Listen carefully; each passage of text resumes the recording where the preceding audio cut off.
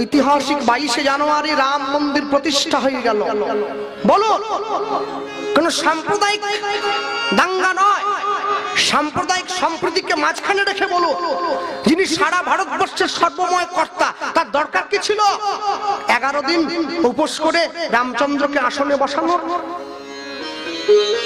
ভারতবর্ষের প্রধানমন্ত্রী তিনি 11 দিন উপোস করে থেকেছেন রামচন্দ্রকে আসনে বসাবেন বলে। না, এমনি উপোস করেননি, ভোট পাবেন বলে উপোস করেননি। উপোসটা কেন করেছেন?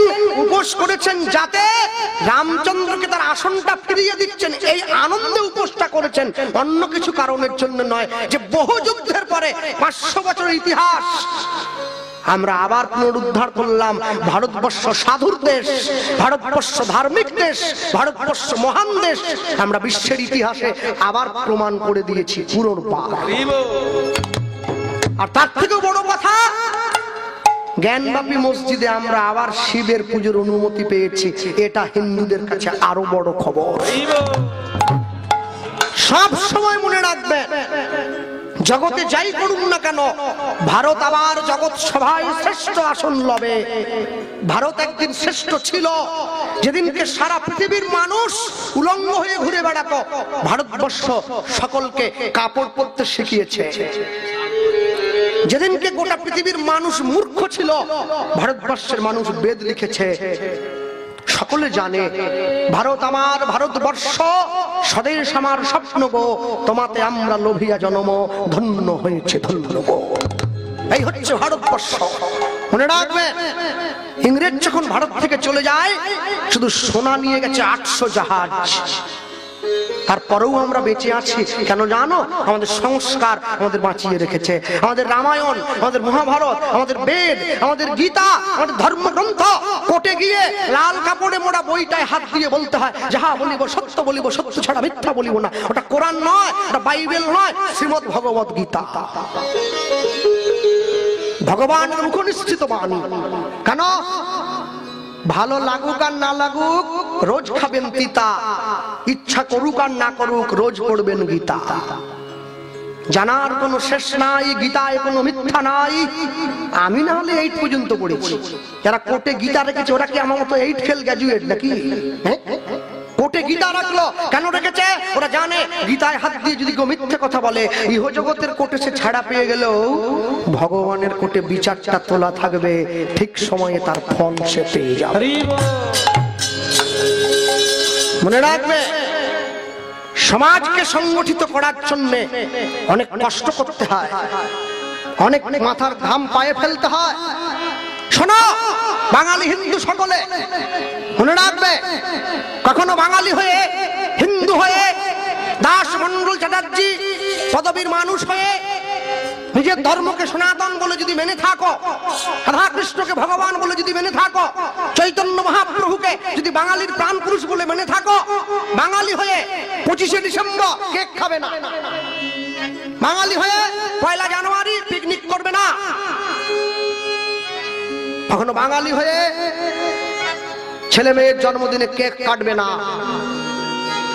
বাঙালি বিদেশি কালচার নকল করবে না। তুমি তোমার সংস্কৃতিকে রক্ষা করো। আমেরিকার থেকে ইসকন এসেছে, হরে কৃষ্ণ বলতে পারবে, হরে কৃষ্ণ হরে কৃষ্ণ।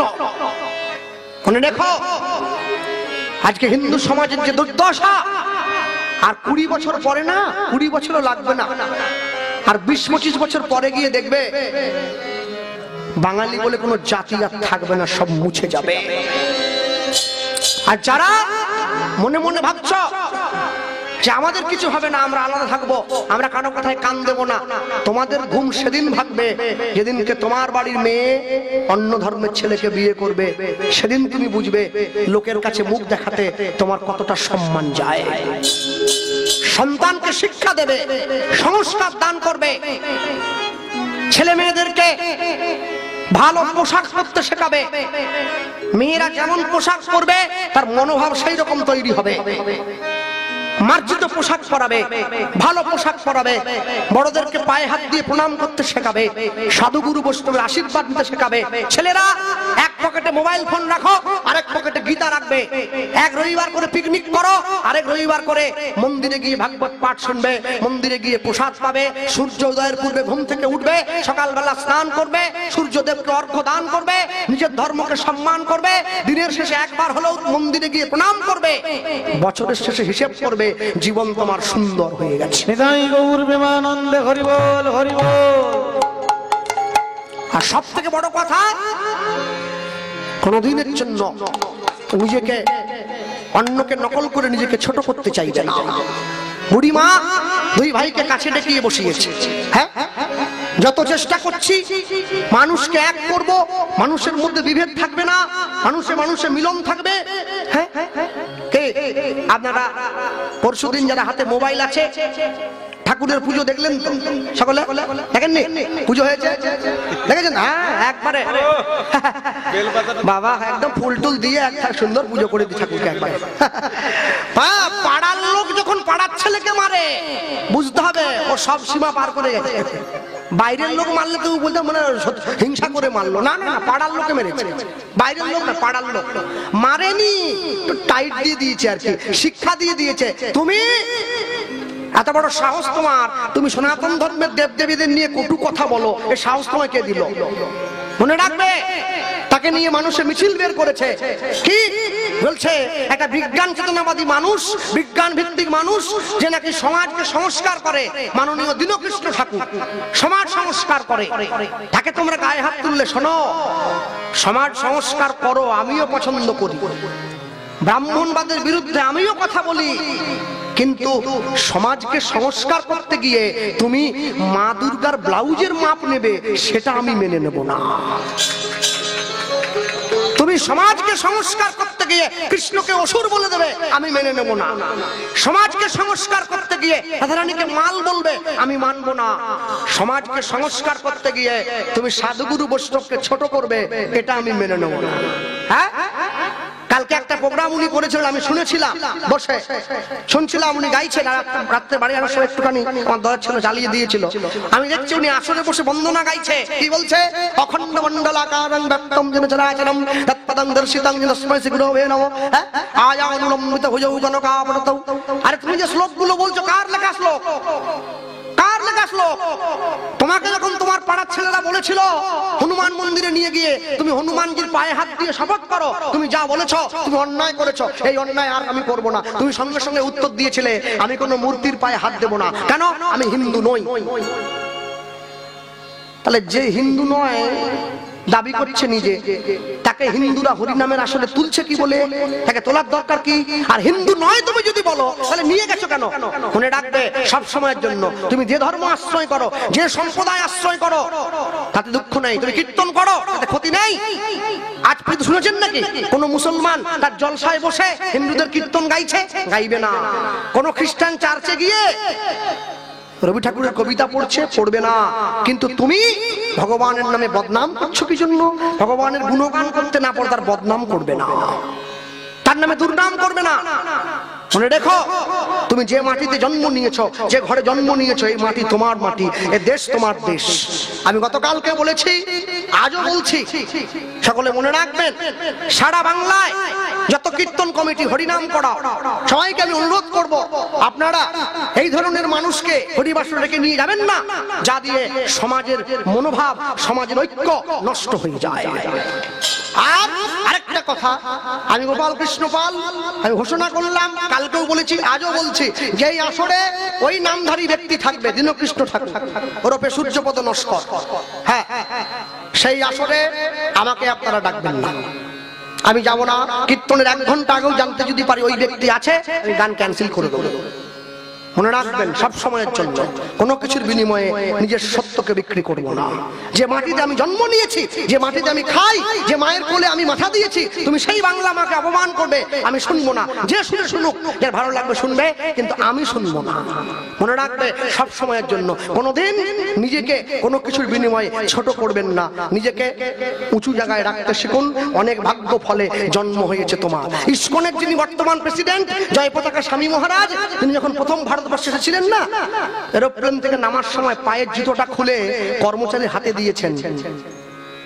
সাংবাদিকরা প্রশ্ন করছেন, আপনি ইসকনের প্রেসিডেন্ট হয়ে জুতো খুললেন কেন? তিনি উত্তর দিচ্ছেন, কি বললেন? তিনি বললেন যে ভারতবর্ষের মাটিতে আমার চৈতন্য মহাপ্রভু চরণের ধুলি আছে, বিনয় মানব দীনেশের চরণের ধুলি আছে, রামচন্দ্রের চরণের ধুলি আছে, ভগবান কৃষ্ণের চরণ ধুলি আছে। আমি কত বড় মূর্খ, সেই ভারতবর্ষে প্রথম পা দেবো, আবার জুতো পরে বিদেশি হয়ে তার চেতনা হয়ে গেল, তোমার হলো না। তুমি ভগবানের নামে নিন্দা করো, অথচ ভগবানের বিগ্রহ পিছনে রেখে তুমি কীর্তন করে লাখ লাখ টাকা গুছিয়ে বাড়ি নিয়ে যাচ্ছ। মনে রাখবে সনাতনীরা রামকে ভালোবাসে, এটা ঠিক। সময় বিশেষে কিন্তু পরশুরামের মূর্তিও ধারণ করতে পারে, তার ইঙ্গিত তুমি কিছুটা পরশুদিন পেয়ে গেছো। যদি শিক্ষা হয়ে থাকে তোমার, আর কোনোদিন তুমি হিন্দুদের দেবদেবীকে নিয়ে কটু কথা বলবে না। আর আপনাদের সকলার জানানোর জন্য আনন্দের একটা খবর, অন্য কিছু নয়, জয়নগর থানার পুলিশ তারা বলেও দিয়েছে ওনাকে, আপনি কীর্তন করুন, সনাতন ধর্মের দেবদেবীকে নিয়ে কোন রকম কটূক্তি যদি করেন আমাদের কানে আসে, আপনাকে কিন্তু আইনের আওতায় আনে আমরা অ্যারেস্ট করব। নিতাই গৌর প্রেমান। হরি বল, হরি বল, হরি বল। বুড়িমা দুই ভাইকে ডেকেছে, দুই ভাইয়ের পরিচয়। দুই ভাই বলছে, মা আমরা কে জানো?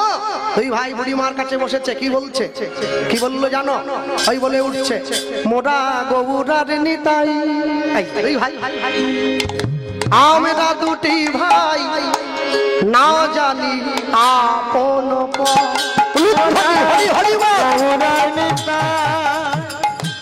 আমরা দুটি ভাই, না জানি আপন মোরা গৌরার নিতাই, আমরা দুটি ভাই, না জানি আপন মোরা গৌরার নিতাই, আমরা দুটি ভাই, না জানি আপন। আমাদের বাড়ি কোথায় জানো? কোথায় আমাদের বাড়ি? আমরা ছিলাম নদিয়াবাসী, এখন হইলাম সন্ন্যাসী। আমরা ছিলাম নদিয়াবাসী, হলাম সন্ন্যাসী। আমরা ছিলাম নদিয়াবাসী, হইলাম সন্ন্যাসী। আমরা ছিলাম নদিয়াবাসী, হইলাম সন্ন্যাসী। ঘুরিব দেশান্তর, গৌরার নিতাই, নিতাই হরি হরি বল। না জানি আপন পর মোরা গৌরার নিতাই, আমরা দুটি ভাই, না জানি আপন বুড়িমা দুই ভাইকে যেই পরিচয়টা দিয়েছে, দুই ভাই বুড়িমাকে পরিচয় দেয়া মাত্র বুড়িমায়ের চোখটা জলে ভরে গেছে। কি মা, তুমি কাঁদছো কেন? কেন কাঁদছি জানিস? নিতাই গৌর, তোদের মতো যদি এত সুন্দর সুন্দর দুটো আমার ছেলে থাকতো না, তাদের মুখে মা ডাক শুনে আমি আমার নারী জনমটা ধন্য করে নিতাম। যে এই কথা বলেছে, বলা মাত্র নিতাই গৌর মায়ের হাত দুটো ধরে বলছে, মা তুমি চিন্তা করো না, আজ থেকে আমরা দুই ভাই তোমার দুই ছেলে হলাম। না না না, যে সকল মায়েরা বসে আছেন, পৃথিবীতে কোনো মাই চায় না যে আমার ছেলেটা চোর হোক, আমার ছেলেটা বদমাশ হোক। সব মায়েরাই চায় আমার ছেলেটা ভালো হোক, কিন্তু চাইলেই তো সব হয় না। চাইলেই কি সব হয়? আপন ইচ্ছায় জীব কোটি বাঞ্ছা করে, কৃষ্ণ পুরাইলে বাঞ্ছা জীবের বাঞ্ছা তবে পুরে। লটারির টিকিট কাটছে সবাই, কিন্তু পাবে না সকলে। যার ভাগ্যে আছে একমাত্র সেই পাবে। পাওয়ার মতো কপাল করতে হবে, তো তবে তো পাবে। মনে দেখো, অনেকে বলে ভাগ্য টাগ্য বলে কিছু হয় না, পরিশ্রম করলে সব পাওয়া যায়। এই ভাই, পরিশ্রম করলে যদি সব পাওয়া যায়, তাহলে গাধা সারা জীবন ধরে যে গাধা ও চিনি বস্তা শুধু বয়েই যায় বয়েই যায় বয়েই যায়, কি জন্মের পরিশ্রমটাই না করে। মালিক কি কোনোদিন ওকে ওই চিনি দিয়ে শরবত করে মুখে ধরেছে, এতদিন তো বয়ে গেলি একটু খা? পরিশ্রম করলে হবে না, পরিশ্রম যেন সঠিক লক্ষ্যের দিকে হয়, তবে পরিশ্রমের ফল পাওয়া যায়, না হলে পাওয়া যায় না। দুই ভাই মায়ের কাছে বসে বলছে, মা তোমার চিন্তা কি?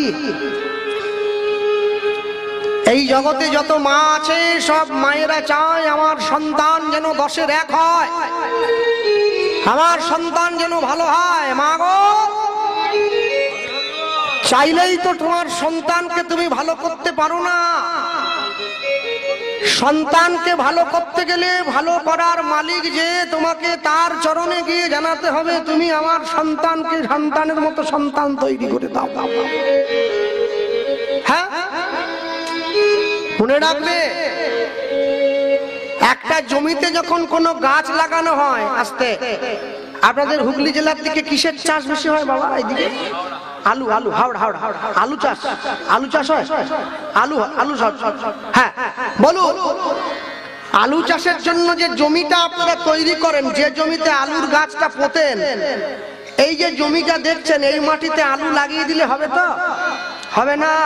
আগে আলুর জমিটাকে তৈরি করতে হবে, নাঙল দিতে হবে, মাটিটাকে ঝুরঝুরে করতে হবে, কি সব নিয়ম টিয়ম আছে, তারপরে গাছটা লাগাতে হবে।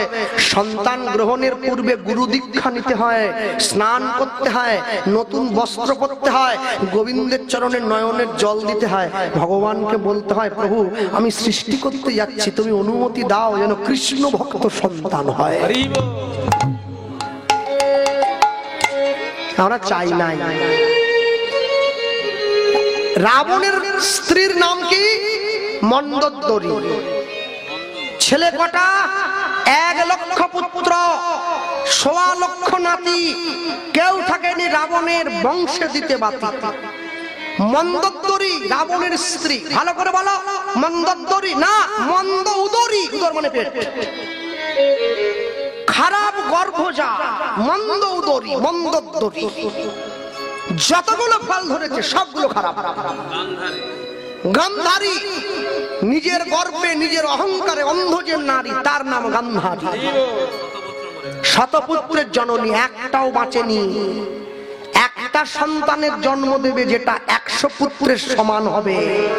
10টার জন্ম দিয়ে লাভ নেই, যেগুলো চোট গুন্ডা বদমাশ হয়ে যাবে।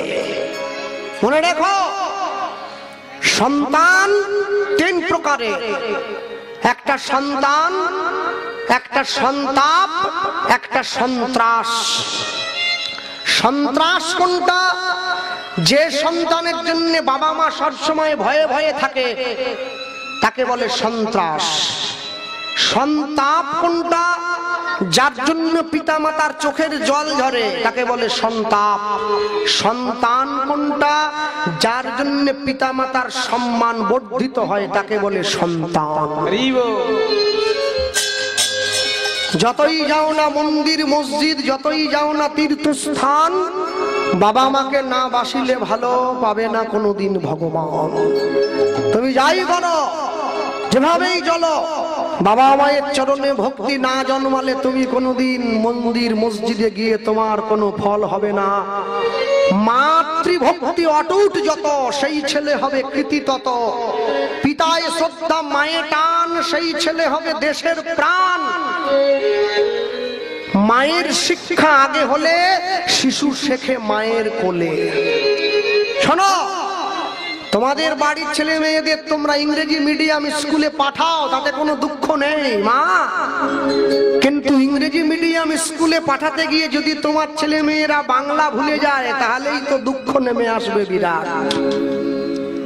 সকলে পরিবারে কালকে থেকে, আগামী কাল থেকে পরিবারের মধ্যে শৃঙ্খলতা আনবে।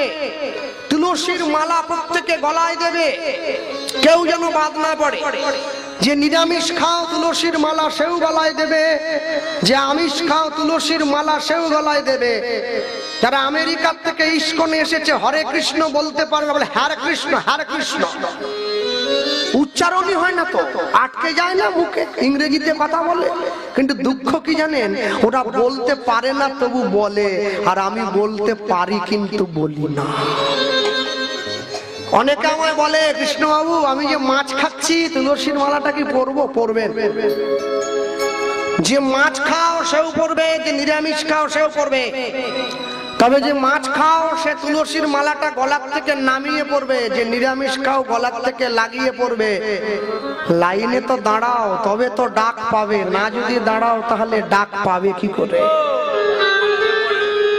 আর যে সমস্ত মেয়েরা কলেজে পড়ো, যাদের লজ্জা বেশি আছে, তোমরা রাত্রিবেলা ঘুমানোর সময় তুলসীর মালাটা গলায় পরে ঘুমোতে যাবে। সকালবেলা ঘুম থেকে উঠে মালাটা খুলে বালিশের নিচে রেখে দিয়ে ঘরের বাইরে আসবে। কেউ আর দেখতে পেল না। একদিন, দুদিন, 3 দিন, 4 দিনের দিন দেখবে গলার মালা গলায় রয়ে গেছে, তুমি ঘরের বাইরে এসে গেছো। মালা পরবে, তুলসীর মালা কেউ যেন পড়তে বাদ না যায়। কেন জানো? অনেকে আমায় বলেছে, কৃষ্ণবাবু আপনি মালা পড়তে বললেন বটে, মন যদি ঠিক থাকে না ওই সব মালা তিলকের দরকার হয়নি। মনটা ঠিক থাকতে হবে। যে লোকটা আমতা থানায় চাকরি করে, কালকে সকালবেলা গামছা কাছা দিয়ে পরে থানায় চলে যাবে। তখন বড়বাবু জিজ্ঞাসা করবে, কি আবার তোমার পোশাক কথা? বলে, স্যার মন যদি পুলিশ থাকে না পোশাকের দরকার হয় না। ঘেটিয়ে বিষ নামিয়ে দেবে না কিছুর জন্য? হ্যাঁ, মন ঠিক থাকলে পুলিশের পোশাকের দরকার নেই। গামছা পরে পুলিশের পোশাক না পরলে তোমাকে পুলিশ বলে মানবে কে? মনে রেখো, যে মুসলমান দাড়ি রাখে, টুপি পরে, লুঙ্গি পরে, যে খ্রিস্টান সাদা পোশাক পরে, গলায় যীশু খ্রিস্টের লকেট ঝোলায়, যে মারোয়াড়ি সে মাথায় পাগড়ি পরে, যে পুলিশের চাকরি করে সে পুলিশের পোশাক পরে, যে বাঙালি সে তুলসীর মালা গলায় দিতে বড় লজ্জা করে। মালাটা যেন কেউ ভুলো না, তুলসীর মালা পরবে প্রত্যেকে। 2 ভাই যখন পরিচয় দিয়েছে, মা বলছে, মা আজ থেকে আমরা 2 ভাই তোমার ছেলে হলাম। মা কাছে বসিয়ে বলছে, শোনো বললে তো হবে না, 2 ভাই পরিচয় দাও। কি পরিচয়? আমি এক থালায় অন্ন ব্যঞ্জন মেখে 2 ভাইয়ের মুখে দেবো, দুজনে খাবি, আমায় মা বলে ডাকবি, তবে তো বুঝবো তোরা আমার ছেলে। 2 ভাই গিয়ে বসেছে, মায়ের কোলে বসলো গিয়ে, গৌরার নিতাই নিতাই নিতাই গৌর হরি হরি বল, বসলো গিয়ে গৌরার নিতাই নিতাই, মায়ের কোলে বসলো গিয়ে গৌরার নিতাই নিতাই। এবারে যত যত মায়েরা সব উলুধ্বনি দেয়, উলুধ্বনি সমধ্বনি, মায়েরা সব উলুধ্বনি দেয়। এবার যত যত ভক্তগণ সব হরিধ্বনি দেয়। নিতাই হরি ভক্তগণ সব হরিধ্বনি দেয়। মায়ের কোলে বসলো গৌরার নিতাই নিতাই, মায়ের কোলে হরি হরি বল হরি বল, গৌরার নিতাই নিতাই, মায়ের কোলে বসলো গিয়ে গৌরার নিতাই নিতাই। 2 ভাই মায়ের কোলে উঠিয়া বসিল, দূরে তাকাইয়া নিতাই চমকি উঠিল, মা মা বলিয়া তারা ডাকে উচ্চই স্বরে, উচ্চই স্বরে। ছুটিয়া গিয়া মা 2 ভাইয়ের বুকে জড়াইয়ে ধরে, 2 ভাইয়ের গিয়া